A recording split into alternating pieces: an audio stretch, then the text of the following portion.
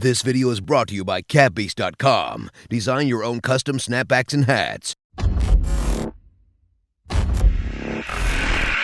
Hello and welcome back to No Bullshit. In an effort to continue ruining everything good and pure and everything we love in this world, the social justice warriors pulling the strings behind the mainstream media have decided to attack and drastically change and make another lady reboot of one of the most manly and testosterone-filled films of all time, Fight Club. Now, there's a number of reasons this is happening, some of them obvious like the trend of squeezing girls into everything lately, and also some of the reasons are more subtle, like the fact that they are literally replacing men and everything too, as a way to belittle and sidetrack us and try and make us feel bad. We're going over all this story today and more, and we've got some background to fill in about it too, but first, let me thank Catbeast again for sponsoring us today. Their custom snapbacks and hats are amazing, and Catbeast products are available at affordable prices too. Links to all that below. Now, first things first, let's go over the original Fight Club movie for a little bit, so we're all on the same page about how great and groundbreaking it really was. Fight Club is a 1999 American film directed by David Fincher and starring Brad Pitt, Edward Norton, and Helena Bonham Carter. It is based on the 1996 novel of the same name by Chuck Palahniuk. Norton plays the unnamed narrator who is discontented with his white-collar job. He forms a fight club with soap salesman Tyler Durden and becomes embroiled in a relationship with him and a destitute woman, Marla Singer. To further contextualize this, it's important to keep in mind that this film wasn't a big and undeniable hit upon its release. In fact, it was dubbed the most controversial film of the year for 1999, something which means a lot too since it was a pretty big year in cinema and there were lots of controversies, especially when you look back on it now. 1999 was also when the Matrix film came out, as did the Blair Witch Project, The Sixth Sense, Being John Malkovich, American Beauty, and Star Wars Episode 1, The Phantom Menace. And right away, seeing this film's contemporaries and competition, we can see it was released among many other giants that year, and other noteworthy and controversial films of the time, too. In addition, movies with big twist endings were trending back then real hard, and the twist in Fight Club rivals other noteworthy twists from that year, like, say, the one in the Sixth Sense film. I won't, and we don't need to share the twist endings here themselves, but I think you get the point. 1999 was a legendary year for film, especially for controversial and twisty ones, and despite this stiff competition, Fight Club still stands out, and it still holds up as one of the best of all time. With all that said, it really shouldn't surprise us that the liberal-run mainstream media is going to make a lady reboot of this thing. Although Fight Club received mixed reactions at the time of its release, over the years it's become quite the cult classic. So of course leftists want to try and get in on that IP by way of changing it to a girl-run movie and ruining the whole premise along the way. It also just shows that Hollywood is out of good ideas and desperate. I mean, I can't think of anything lamer or lazier than saying, hey, let's make a girl version of that movie. In addition, this is a highly stupid thing to do too at this point, since this lady reboot shit never ends up working, and we have loads of recent examples where it's failed miserably. Ghostbusters 2016 comes to mind, as does Ocean's 8 and Terminator Dark Fate, and the list goes on and on too. But instead of learning their lessons here and trying something different, the SJWs behind this bullshit like to just double down and repeat their same mistakes over and over, showing that either this premise isn't being done to make money, or they're just that crazy and insane and willing to try the same thing over and over again while expecting different results. As for the not being profit-driven part of this, I think that angle becomes especially relevant for the Fight Club lady reboot here. First of all, an all-girls version of Fight Club sounds like the worst idea possible, right at face value. At least with the other lady reboots, it could make some sense. Ghostbusters, for example, could actually be something that happens with girls instead too. And Ocean's 8 even makes sense because girls could use their looks and their sexual lure to help them carry out those kinds of heists. But the whole Fight Club idea falls apart with girls at the helm. Not that girls don't fight each other or anything, but would people really be forming a fight club and coming out to watch girls beat each other up each week? I suppose that could happen, but I think it would only be if the girls were wearing bikinis and rolling around in mud. And also, the greater point here is, guys are just more muscular and more built for the fighting genre. And turning this thing into a lady reboot ruins the whole dude bro testosterone fueled aspect of the original. I think this is a highly intentional move too. In fact, I think the anti anti-male girlification of things here is even worse when you keep all of this in mind. I mean, gender-swapping Ghostbusters or Ocean's 8 still seems pretty bad, but to go after Fight Club seems like a more worse approach and a direct attack against men, and dudes and boys and all of us, and so on. This story gets worse when we get more into the details about the new film's story too, and cast. So now let's turn to an article that has more details about it. This piece is called "An All-Women Fight Club is in the Works." This should be good. Let's go ahead and check it out. To all the college boys who insisted that we watch Fight Club, this one is probably not for you. Bella Thorne has joined Chick Fight, a new film about an all-women fight club, and she's about to give Brad Pitt's Tyler Durden a run for his money. I highly doubt that. The new action comedy is produced by Malin Ackerman, who also stars in the upcoming indie. Ackerman plays Anna, a woman grieving the loss of her mom while also dealing with some major changes in her life, according to Deadline. Her dad just came out as gay, and the frazzled Anna just burned down her coffee shop, leaving her sans purpose. Okay, wow. First of all, talk about an SJW plot twist here. Needless to say, the first movie had nothing to do with a parent coming out of the closet, but now we're in Lady Reboot land and, well, the main character has to have a gay dad for some reason. I'm sure she's going to learn some kind of boring cartoon-like lesson at the end of this too. Something pro-SJW like, it's okay to be gay. Lame. Not that that's a wrong statement or anything against gay people, and there's nothing wrong with having girls or gay characters, of course, but the way they have to shove this down our throats repeatedly while also ruining perfectly good stories and franchises is a bit much. The other thing worth mentioning is Fight Club doesn't need a reboot at all. It's a timeless story, and its film quality and cinematography still hold up exceedingly well today. Lost and confused, Anna finds solace in an unlikely source, an all-woman underground fight club where Thorne's Olivia is the toughest fighter in the gang. Also in the cast is Alec Baldwin, who plays Anna's reclusive trainer. The film is slated to start filming this year. Though the film bears strong similarity to 1999's Fight Club in premise, it also sounds like it could be a millennial version of The Karate Kid or even a hopefully far less depressing $1 Million Baby. It's been a minute since we've seen a good training montage, especially centered around a woman. So let's hope that Ackerman puts on a good show in the ring and that Thorne's ultimate fighter is as impressive as her character description proclaims her to be. Well, I gotta say, I'm not very impressed at all so far. I'm glad they at least got some decent looking hot female actors to be in this one at least. Bella Thorne and Malin Ackerman are certainly not lacking in the looks departments, which is a welcome departure from the other Lady Reboots, which tend to cast more homely, heavier, or older women, to put it kindly. But at the same time, I wouldn't be surprised if these two Lady Fight Club actors do end up getting butched up for their roles, and possibly worked out and even overly muscular. Could still be fun and or hot to watch them fight though, but it's not the same kind of fighting from the original at all. The 1999 Fight Club featured either ripped up, muscular, scary, or intimidating men fighting each other, or it would be some kind of skinny, scrappy fighters who can really take a beating or dish one out. I mean, just look at this picture of Brad Pitt all jacked up here for the movie back then. He's sweating and bleeding after a big fight, and you gotta think to yourself looking at this, can that pretty girl Bella Thorne actually pull off a lady version of this? I don't think so. But perhaps the girl version of this film will take different angles and approaches. I mean, it will pretty much have to, if it wants to be good and believable and interesting to watch, of course, but I wouldn't be surprised if it wasn't all of that either. The eclectic cast of characters Deadline states Anna will meet could make this movie the next Glow. Here, though, the fighting is real and likely really brutal. Ackerman shared her excitement for the new project on Instagram. So very excited to have these two talents join our little movie. The actress wrote of the indie film, "It's gonna be a blast." Then below that is a picture of the two new cast members. Bella Thorne, who we already went over, but now we've got Alec Baldwin involved in this. Of course, they hired the biggest liberal and Trump hater out there ever for this SJW-infused all-lady reboot of Fight Club. Baldwin is only still relevant today because he goes on Saturday Night Live and does an embarrassing and cringy impression of Trump almost every week. And I could take jokes and stuff too, don't get me wrong, but I only like them if they're funny and or done in good spirit. South Park is a good example of how comedy shows can make fun of any and everyone and not come off as mean-spirited or hateful all the time, which is exactly how SNL and Baldwin's impression of Trump looks like every time they do it. Again, I'm not mad, and I know making jokes about the president is fair game, but unlike previous presidential impressions, this one of Trump just isn't good. Sucks because SNL presidential impressions used to be a big part in one of the highlights of their shows. For example, Will Ferrell used to play George W. Bush, and that was specifically very hilarious. And Daryl Hammond as Bill Clinton back in the 90s was fun too. But I actually don't even remember who played Barack Obama on SNL though. Probably because it was a boring and forgettable performance, because most of the mainstream media refused to joke around about the guy. He was an SJW and liberal darling. But nowadays, with Alec Baldwin playing Trump, SNL has certainly fallen off in the political impressions department, which is fitting too since that whole show has been going downhill for years, and they've become more left-wing dominated and overtly political, and they've also just gotten less funny. And this is certainly worth noting here too, since Baldwin is going to be in this new lady reboot of Fight Club too, which means he will likely ruin that as well. Next, Bella Thorne posts on her Instagram saying she won't stop, always wanted to do a fighting movie, and now it's worth talking more about her, and noting that while Bella is pretty attractive, her acting and performance abilities leave much to be desired. Bella Thorne is a 22-year-old actress from Pembroke Pines, Florida. She acted in TV for years too, but she only grew to real prominence when she played Cece Jones on the Disney Channel series Shake It Up. So yeah, not much of a resume right there. And sure, it's possible for Disney Channel stars to have real talents and break off and do well later in life, but it's also very rare. And in general, Disney Channel actors are comparable to soap opera stars or Hallmark Channel TV movie level actor performers. In addition, not only is Bella this feminist girl power type chick who's outspoken about politics and also loves to wear nose rings, but also, do we really think this skinny, small-framed, pretty girl actor is going to be able to pull off a fighting movie and play a role that was once legendarily done by Brad Pitt? I mean, there's a reason the real Fight Club movie was made with dudes like that, because fighting is a guy's sport, and it really helps if you have a male, masculine body with bigger muscles and larger frames and bigger bone structures. You name it, the guys just have advantages here. Girls can fight too, don't get me wrong either, but they're also at great disadvantages compared to men. Girl on girl is always okay, but I think you get the point here. Watching this new movie is going to be like watching women's boxing or girls in the UFC. Sure, it can be fun and fights can even be great, but it's also admittedly a step below the quality and caliber of fighting that happens in male rings. Finally, the article ends by saying, who knows, maybe the poster for Chick Fight will be the next unofficial requirement for college dorm walls, followed by an action button that complains about women supposedly only getting 33% of lead roles in film. This is a misleading claim at best though, and the article's likely just outright lying to push SJW propaganda. You see, the way they calculate these things is biased as heck. They basically go over the most popular movies of the year and count the parts that each gender gets. And first of all, I thought gender didn't matter and it was fluid according to these leftists, but apparently it does become important when they want to push more women into things. But what is a woman anyway? I mean, according to their logic, anyone could be a woman, and it's kind of ironic. That's my point. And then the other thing here is this data collection isn't counting all movies or all parts or roles in them, like what's suggested here. It's really just counting from the top and most popular or highest earning films. So really, what this study tells us isn't what's suggested by this article at all. They're implying women get less roles because of sexism. Obviously that's their claim, but really, for all we know, they could be getting equal or more roles. And in reality, all this silly little study shows us is that people prefer movies with more male leads. And ouch, that must really burn, because that's a big blow to the left's ego. In the end, the most messed up thing here is that I'm a really huge fan of Fight Club, both the book and its movie adaptations. And what sucks and is sad is that this lady reboot seems to be oversimplifying an amazing and complex narrative in order to push left-wing agendas like girl power. Fight Club is a complex narrative that can be interpreted in many different ways for many readers and watchers. And based on this article and the writer, it looks like they watched the movie and read the book, and there must be some kind of confusion regarding its themes and plots. A women's version as described here above does not align with the symbolism and depth of the original main character's plight. The book's underlying themes playing with heaven versus hell, society, and reasons for acts of terrorism and violence and more just don't mesh well here. And there's much more to this story too. In addition, Bella Thorne isn't as developed an actress yet, and they need more of a big name here. Basically, she's not equipped to play a role of this level in film. I may be being overprotective of this book and movie since I'm a big fan, but I do hope this lady reboot doesn't turn Chuck Palahniuk's masterpiece into an oversimplified movie with a weak plot done for SJW reasons, and all for the sake of making things less male, more female, and more left-leaning. What do you guys think? Are you interested in seeing an all-girl Fight Club? Is anyone really clamoring to see something like this anyway? Comment your thoughts on everything below, and thanks for watching No Bullshit. Hit that like button if you enjoyed this video, and we'll see y'all next time.